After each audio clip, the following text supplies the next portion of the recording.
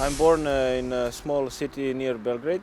When I turned 12, I moved to Belgrade, signed for Red Star, and that was basically my beginnings of my football knowledge and everything. I start football academy in Red Star in beginner stage. So my whole education I was spending in Red Star for seven years almost. When I was 15, I had very bad injury. I was out from the field for 1 year. I had a fracture of my leg and 2 operations, and in that moment there was a really big question: should I keep playing football? Is I'm going to be able to play football more or not? My parents were hiding that from me, but my mind was always in that. In the football, so I didn't think about it, and I was just waiting to come back and be with my friends and play. And one interesting thing, before I broke my leg, I was captain of my team in Red Star, and I was captain of national team Serbia and Montenegro. Back then we were still one country, and everybody was saying that I'm going to have a very bright future in my career, and I'm going to be a very important player for the Red Star, for the national team. But in one day everything disappeared. So I was started to walk again, to learn again how to run and everything. It was a very difficult period for me. In 2012, I moved in winter. I moved in Sarajevo. My position in beginning when I was in a club was right fullback, because they have already central defender positions full. And they asked me if yes, I just want to go out from this madness in Serbia. First 2 matches I was on the bench, and after that, when I started playing, I wasn't on the bench for 4 years. After 9 years, we won that championship title, and it was crazy. Fans all over the pitch, chasing you, taking everything you have from the clothes.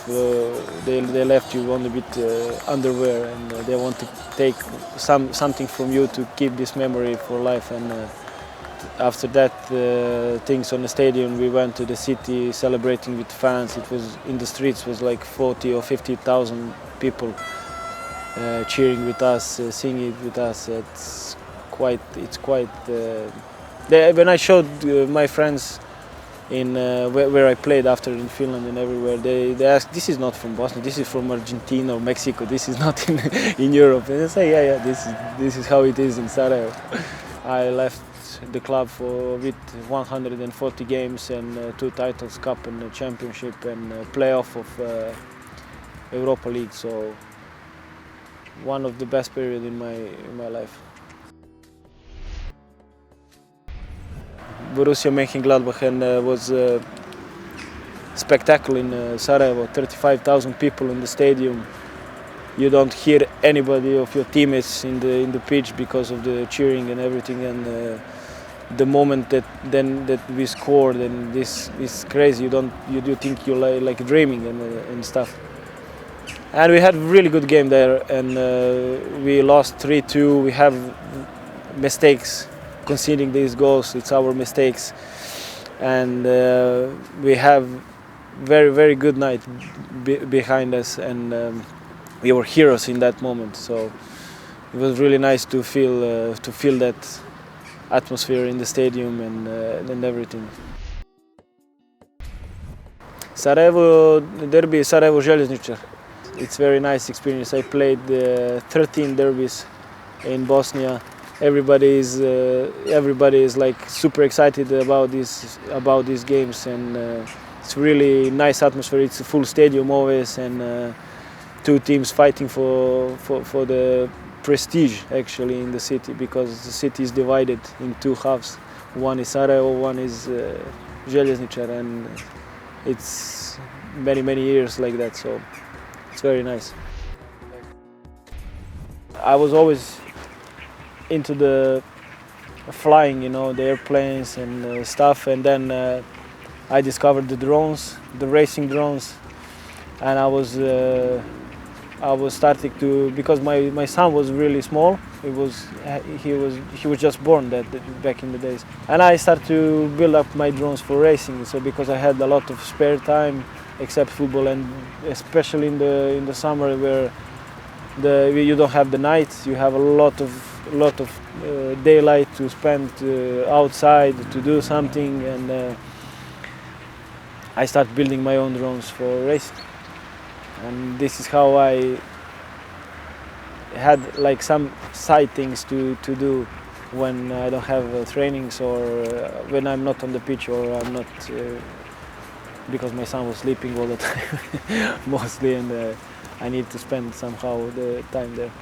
And I end up that I can drive them, it's okay, I can make turns, I can make flips, I can go between the trees, but it's very slow. If I go to some competition, I'm gonna I don't know, I'm gonna be disastrous. It's not, I'm not good enough. But when I get time, I will for sure I will learn. When Žalgirio showed up, I was really like excited, because I had friends who played here before, and it was now Andrija Kaludjerovic and also Komnen Andrić, who is now playing in Dinamo Zagreb. And I heard already stories before about Vilnius, about Žalgiris, about the club, everything, and I make my deal in 2 days. In one or 2 days, I pack my stuff and came here. So especially Andrija, he spent more time here and won the title and everything, and he said to me, what I think everything what he said when I came here and felt everything what he said is even more what he said, and I really appreciate, because he really helped me that to choose Žalgiris and don't think about anything, like to be afraid to come here or something like, because Žalgiris, I know Žalgiris from old period and everything. I also know that Žalgiris played European games against Red Star in the 90s, I think, or something like that. And it's a really big name. And for me and for my family, everything is perfect here, and we are really, really happy.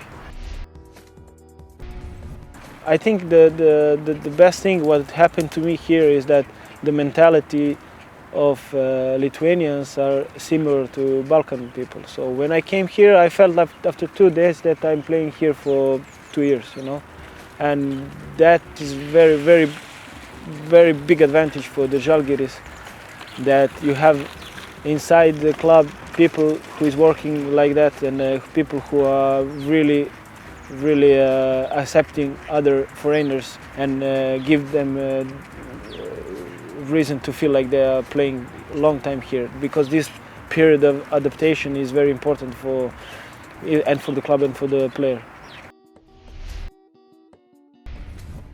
I have this kind of opinion that Nemanja is like my younger brother, you know, but not the guy who is always like making problems. He is the guy who wants to learn, and he's very open, and this is his biggest point, like biggest plus in his career, that he wants to learn, he wants to ask, he wants to listen, he wants to accept something different, he wants to work. That's most important. He wants to work, and with him it's very, very easy. This is our special time, me, Saulis, and our kitman Linas. We come earlier there. I'm that guy. Mikulinas also, easy guys. We don't rush. We want to go slowly into the training. We have our routine in the morning. We drink coffee. We talk about stuff. Depends on the day, but usually we talk about the stuff out of the football. You know, he's collecting the mushrooms now in the forest. He's into this kind of stuff. I never understand why he's doing that until he make me one meal with mushrooms. So I was more into this. I understand him. It's very nice. And he showed me one time on his watch that he covered 12 kilometers while he was searching the mushrooms. You know, so he is also doing some fitness training while he is collecting those. So it's some kind of this this kind of stuff, that the family, the house, the city, maybe some news in the city from the Lithuania, from the world now in these days with this virus all over the world. There is these crazy things, what is happening. So some small thing, small piece from everything we take and we discuss there, and we like this. Yes, I have since, I don't know, since start growing. I had first these mustaches and stuff, but when I started dating my wife, in the beginning she was pushing me to cut the beard to see how it's without the beard, and I cut. She said to me, next sentence of her was, you done this now and never again, because I was so ugly without the beard. So I met my wife in Sarajevo. I was playing in Sarajevo, and actually she is a daughter of one of the best players ever in Bosnia. And but by then I didn't know that. I didn't know that when we start our communication on this social media stuff or something like that. We start living together, and we decided to get married. After 1 year we got married. After 2 years we got our son. And everywhere where I go, she was always with me, and now with my boy it's like we're family, traveling all over the world.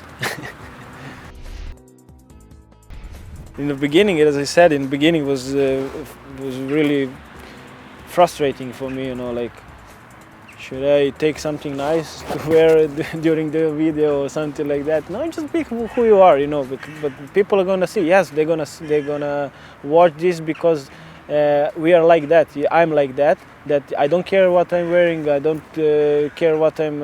Yes, I care what I talk, but I try to be who I am in front of the camera and who I'm in my life. I don't want to be a fake person, and I have so many followers because I'm not fake, you know. And then when I realized everything of that, it was quite clear for me and very easy. So no problem. I can be who am I, and that's it. When I came here, you know, and discovering the city and everything about the city and municipality and stuff, I discovered that this city is by territory is bigger than Belgrade, but with population is smaller, a lot smaller. And I said, this is perfect city for us. It's quite big, with not so much traffic. And for me, because now when I go to Belgrade, it's madness. It's always 2-3 hours in the car, and now when I'm older and with the family, it's really killing me that I need to spend a lot of time in the car. But here, no, here is very easy, and with a lot of parks, which is really important for me and my kid, that we can go out and play, and for my wife that she can also go out to meet somebody, like to have new friendships here, and very nice restaurants and stuff. It's everything what we need.